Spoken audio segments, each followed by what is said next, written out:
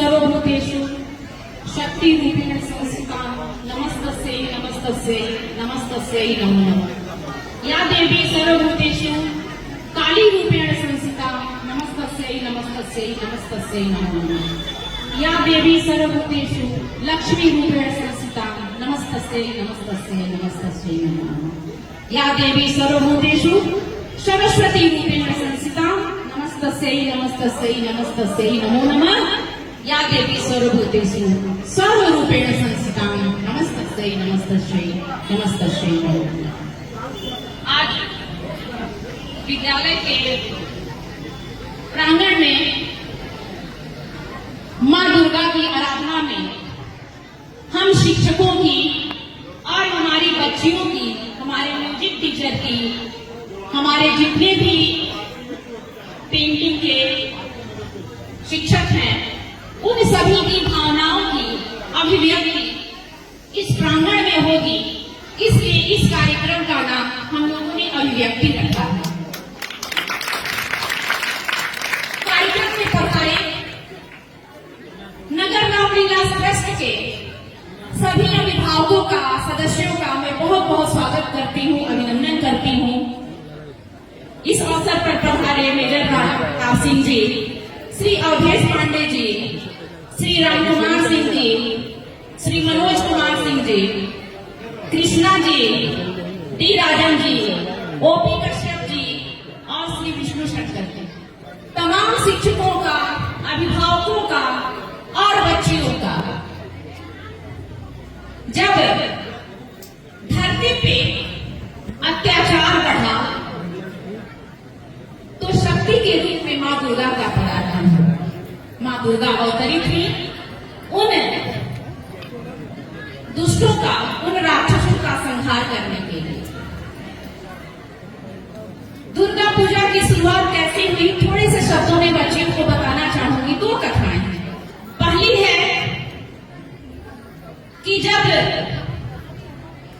ऋषि मुनियों को, तपस्वियों को इस धरती पे साधना, आराधना, पूजन, हवन करने में परेशानियां आने लगी, चारों तरफ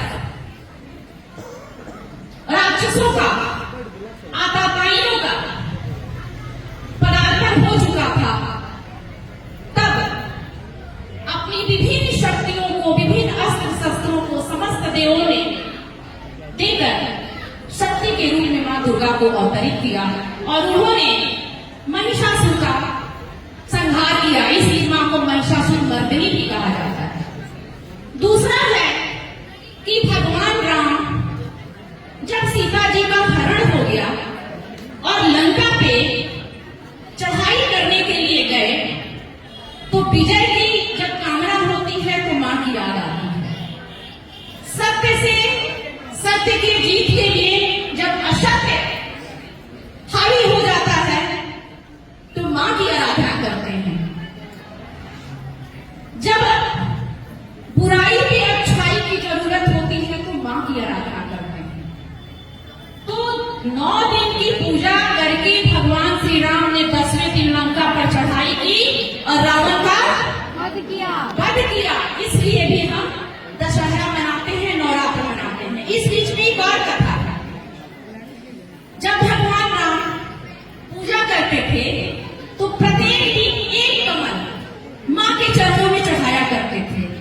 लेकिन 9वें दिन प्रभु ने ऐसी लीला की कि कमल ही गायब कर दिया।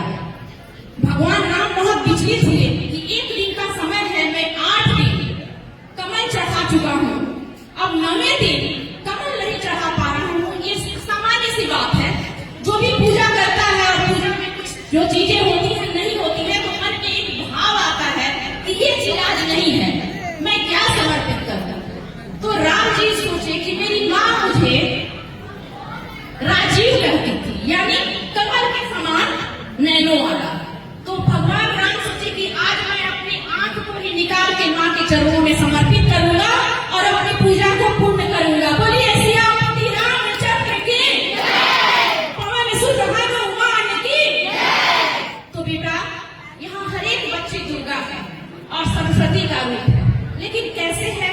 अपने संस्कारों की बदौलत, अपने माँ बाप की बातों को मानकर, अपनी अच्छी शिक्षा अध्ययन करके और एक टारगेट को साफ करके, जैसे माँ ने महिषासुर का वर्णन किया तो महिषासुर मर्दिनी कहानी, लेकिन अपनी उस शक्ति को आप पहचाने, संस्कार में रह के हमें सब कुछ करना है। जैसे कि डांडिया